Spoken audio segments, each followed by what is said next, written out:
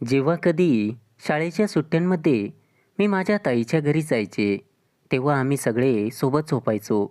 पण जेव्हा मी सकाळी उठायचे, तेव्हा माझे हातपाय दुखायचे आणि माझी छाती पण खूप दुखायची. हे सगळं माझ्यासोबत काय होत होतं, मला तर काहीच कळत नव्हतं. आणि मला जे काही होत होतं, ते पण मी कोणाला सांगू शकत नव्हते. आणि हे सगळं माझ्यासोबत फक्त माझ्या मोठ्या ताईच्या घरी गेल्यावरच व्हायचं. मला नेहमी प्रश्न पडायचा की मी माझ्या ताईच्या घरी गेल्यावरच माझ्यासोबत असं काय होत असेल की मला असा त्रास होतो. म्हणून काय खरं जाणून घेण्यासाठी एक दिवस मी ते दूध पिताच झोपण्याचं नाटक केलं. आणि मग रात्रीची 12 वाजली तेव्हा मला माझ्याजवळ कोणीतरी झोपलेलं जाणवलं. आणि जसे त्या व्यक्तीने मला स्पर्श केला तसेच मी डोळे उघडले आणि समोर बघितले तर मला माझ्या डोळ्यावर विश्वासच बसत नव्हता. माझं नाव दीप्ती आहे आणि माझा जन्म एका सामान्य कुटुंबात झाला. मी एका गावात राहणारी मुलगी होते. मी 10वीमध्ये शिकत होते आणि मला 10वीला चांगले मार्क मिळाले आणि मी सुट्ट्यांमध्ये ताईच्या घरी गेले. माझी ताई सुनीता मला खूपच जीव लावायची. आम्ही दोघी बहिणी एकमेकांना खूप चांगल्या प्रकारे समजून घ्यायचो. त्यामुळे ताईही मला नेहमी तिच्याकडे बोलून घ्यायची. तिच्या घरात तिचे सासू-सासरे आणि भावजी असेच ते सर्वजण एकत्र असायचे. माझ्या ताईला 2 मुलं होती. तिचा एक मुलगा खूप लहान असल्यामुळे तिला माझ्या भावजींना वेळ देता येत नव्हता. माझे भावजी एका शाळेचे प्राध्यापक होते. ते सुद्धा मला खूप जीव लावत होते. ते नेहमी माझ्या वडिलांप्रमाणे माझी प्रत्येक हट्ट पूर्ण करायचे. मी त्यांच्याकडे जे मागायची ते मला लगेच आणून द्यायचे. पण कोणाच्या मनात काय आहे हे कोणालाच ओळखता येत नाही. तेव्हा माझ्या मोठ्या ताईचं लग्न झालं होतं. तेव्हा मी 8वीत शिकत होते. माझे भावजी स्वभावाने खूप सरळ होते. त्यांना बघून असं वाटत नव्हतं की ते असं काही चुकीचं काम करत असतील. पण कधीकधी चांगल्या चेहऱ्यामागे चुकीचा व्यक्ती लपलेला असतो. हे आपल्याला अनुभवातून समजतं. जेव्हा मी सुट्ट्यांमध्ये माझ्या ताईच्या घरी गेले, तेव्हा आम्ही सगळे सोबतच झोपायचो. जेव्हा मी सकाळी उठायचे, तेव्हा माझे अंग खूप दुखायचे. मला काही समजत नव्हतं की माझ्यासोबत हे सगळं काय होत आहे. माझ्या या त्रासाबद्दल मी कोणाला काहीही सांगू शकत नव्हते. मला नेहमी हा प्रश्न पडायचा की मी जेव्हा त्यांच्या घरी जाते, तेव्हाच माझ्यासोबत असं काय घडत असेल की मला असा त्रास होतो. माझ्या ताईचं आणि भावजीचं दोघांचं एकमेकावर खूप प्रेम होतं. परंतु मूल झाल्यानंतर माझ्या ताईला माझ्या भावजीला जास्त वेळ देता येऊ शकत नव्हता. त्यामुळे मला असं वाटायला लागलं की भावजीच्या मनात काही असेल. पण दुसरं म्हणजे मला हेही वाटायचं की भावजी असे वाईट कृत्य कधीच करू शकत नाही. जेव्हा मी सुट्ट्यामध्ये ताईच्या घरी जायचे, तेव्हा रात्रीचे जेवण झाल्यावर सगळेच हसत खेळत गप्पा मारायचे आणि झोपण्यापूर्वी आम्ही सगळेच दूध प्यायचो. भावजी मला तो ग्लास आणून द्यायचे आणि मी सुद्धा ते दूध पिऊन झोपायचे. ते दूध पिल्यानंतर मला थोडी गुंगी आल्यासारखं वाटायचं. या वेळेला प्रत्येक गोष्टींकडे माझं लक्ष होतं. पण मी त्या दिवशी दूध पिऊन घेतलं आणि मला दुसऱ्या दिवशीही तसाच त्रास होऊ लागला. माझ्या हातपाय दुखत होती आणि माझ्या छातीत जास्त दुखत होतं. माझे आतले कपडेसुद्धा ओले झालेले असायचे. मला कळत नव्हतं की माझ्यासोबत हे काय घडत आहे. मी ही गोष्ट कोणाला सांगावी हेही मला कळत नव्हतं. मी माझ्या भावजीबद्दल असा विचार करू शकत नव्हते. त्यांच्यामुळे मी त्यांच्यावर कधीच त्या प्रकारे शंका घेतली नाही. कारण ती खूप चांगल्या प्रकारे माझ्या ताईची काळजी घ्यायची. मी माझ्या डोळ्यांनी ते सगळं बघायचे. त्यामुळे माझा संशय माझ्या भावजीकडे कधीच गेला नाही. पण मला इतकं तर माहीत होतं की माझ्यासोबत काहीतरी चुकीचं घडत आहे. पण काय ते मला कळत नव्हतं. पण खरं काय आहे ते मला बघायचं होतं. म्हणून मी अशीच एक दिवस भावजीच्या घरी गेले. रात्रीची वेळ झाली तेव्हा नेहमीप्रमाणे सगळ्यांना दूध गरम करून देण्यात आले. मी अनुभव घेतला होता की माझी ताई किंवा दुसरं कोणी मला दूध दिल्यानंतर मला त्रास होत नव्हता. परंतु तो दुधाचा ग्लास जेव्हा माझी भावजी माझ्याकडे आणायचे आणि ते दूध मी प्यायची, तेव्हा दुसऱ्या दिवशी मला त्रास व्हायचा.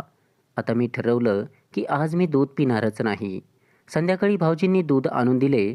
मी गुपचूप ते दूध खिडकीमधून बाहेर फेकून दिलं आणि मला खूप झोप येत आहे असं सांगून झोपायला माझ्या बेडरूममध्ये आले. माझ्या ताईंनी माझ्या अंगावर शॉल टाकली. खरं तर मी जागीच होते, परंतु नेमकं हे काय घडत आहे हे बघण्यासाठी मी फक्त झोपायचं नाटक करत होते. आता रात्रीचे 12 वाजले होते.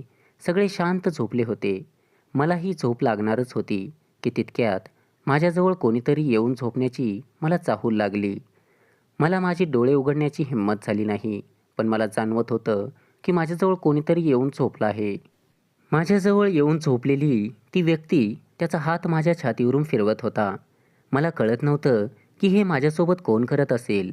त्या व्यक्तीचे हात हळूहळू माझ्या पोटावरून फिरायला लागले. मी खूप घाबरले होते. तरीही हिंमत करून मी डोळे उघडले आणि मला दिसलं की तो व्यक्ती दुसरा तिसरा कोणी नसून माझे भाऊजीच होते. मी जेव्हा डोळे उघडले तेव्हा ते एकदम घाबरले आणि त्यांनी पटकन त्यांचा हात बाजूला काढून घेतला. पण मला मात्र आता समजलं होतं की ते माझ्या ताईची फसवणूक करत आहेत. मला तर सगळं विश्व हरवल्यासारखं वाटत होतं. कारण एकीकडे माझी जीवापेक्षा लाडकी ताई होती आणि दुसरीकडे तिचा जीव म्हणजे माझे भाऊजी हे माझ्यावर अत्याचार करत होते. मला काहीच कळत नव्हते की मी काय करावे. मी पटकन बाजूला झाले आणि रडत बसले. मला काहीच कळत नव्हतं की मी आता काय करावं. मी जर माझ्या आता ताईला ही गोष्ट सांगितली असती तर ती पूर्णपणे तुटून गेली असती. कदाचित तिने स्वतःला काहीही करून घेतलं असतं आणि दोघांचं नातं खराब झालं असतं. म्हणून मी तिला काहीही न सांगता तिथून निघून जाण्याचा विचार केला. सकाळी मी उठून माझं आवरलं व माझ्या ताईला बोलले की ताई, मला गावी जायचे आहे. असे सांगून मी माझी बॅग भरली आणि तिथून निघाले. नेहमीप्रमाणे माझ्या ताईंनी माझ्या भाऊजींना सांगितले, दीप्तीला सोडून या. माझे भाऊजीही त्याचं आवरून आले व त्यांनी मला गाडीत बसायला सांगितले. मला तर त्यांचं तोंडसुद्धा बघावं वाटत नव्हतं. मला त्यांचा फार राग येत होता, कारण मला काल रात्री समजलं होतं की ही चांगली व्यक्ती नाही. त्या व्यक्तीने माझ्यावर अत्याचार केला आहे. माझ्या बहिणीला धोका दिला आहे. स्वतःच्या बायकोच्या बहिणीला तो विचित्र नजरेने पाहत असेल. मी तर माझ्या भाऊजींना माझ्या वडिलांचे स्थान दिले होते, कारण त्यांनीही मला खूप मदत केली होती. पण त्यांची मदत एक वासना होती, हे तर मला काल रात्री समजले. जर मी काल रात्री जागी राहिले नसते तर कदाचित त्यांचे सत्य मला कधीच माहीत झाले नसते. पण याआधी काय झालं होतं ते मला माहीत नाही, कारण तेव्हा मी दूध पिऊन घ्यायचे आणि नंतर मला शुद्धच राहत नव्हती. त्यामुळे ती माझ्यासोबत काय करत होते ते मला माहीत नाही. ते मला सोडायला निघाले तेव्हा त्यांची गाडी मध्येच थांबवली आणि मला सांगू लागले की मी तुझ्यावर खूप प्रेम करतो.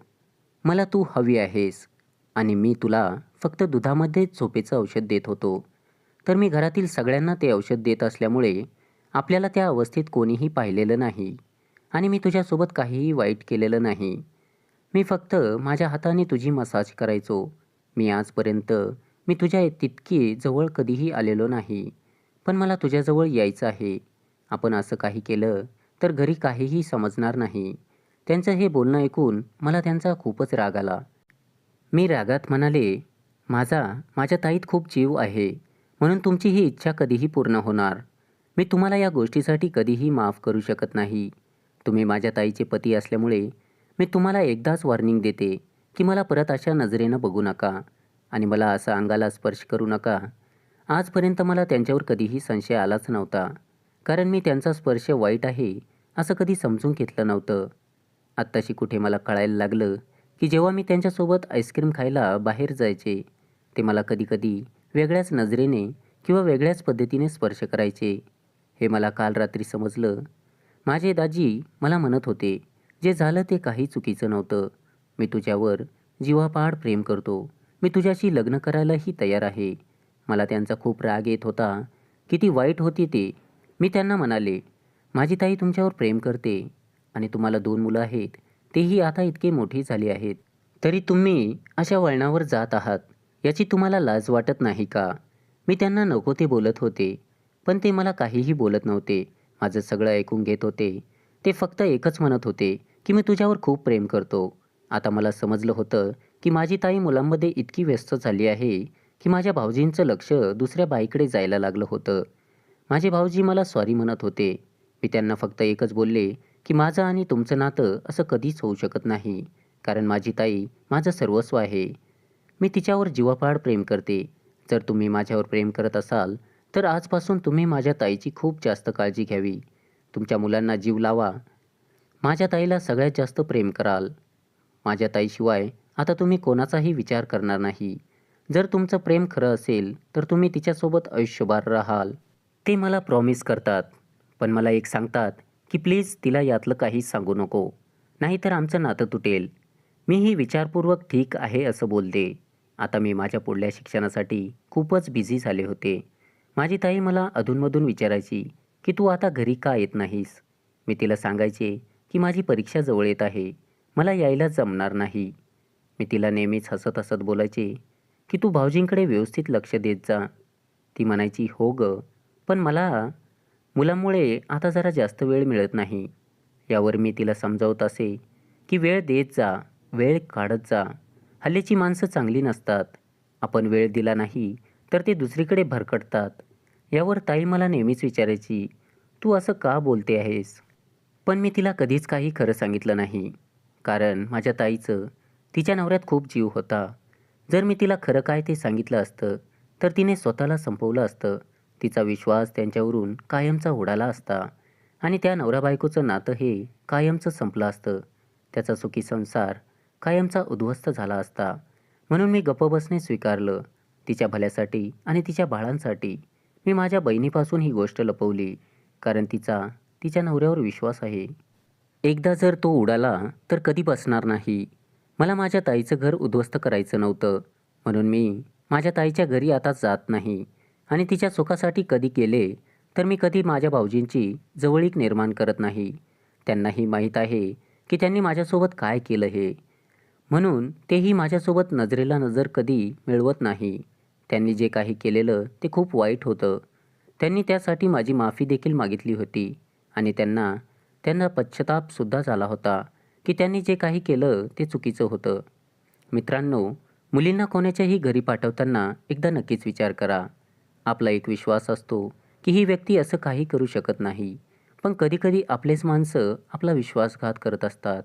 तर ती कितीही जवळची असली तरी आपण कोणालाही सांगू शकत नाही. म्हणून जर एखादी मुलगी आपल्या घरी सारखी सारखी येत असेल किंवा आपल्या नवऱ्याचे तिच्याकडे कशा प्रकारे लक्ष जात आहे यावर घरातील स्त्रियांनी लक्ष ठेवले पाहिजे. मंडळी, कहाणी आवडल्यास व्हिडिओला लाईक करा आणि चॅनलला सबस्क्राईब करा. धन्यवाद.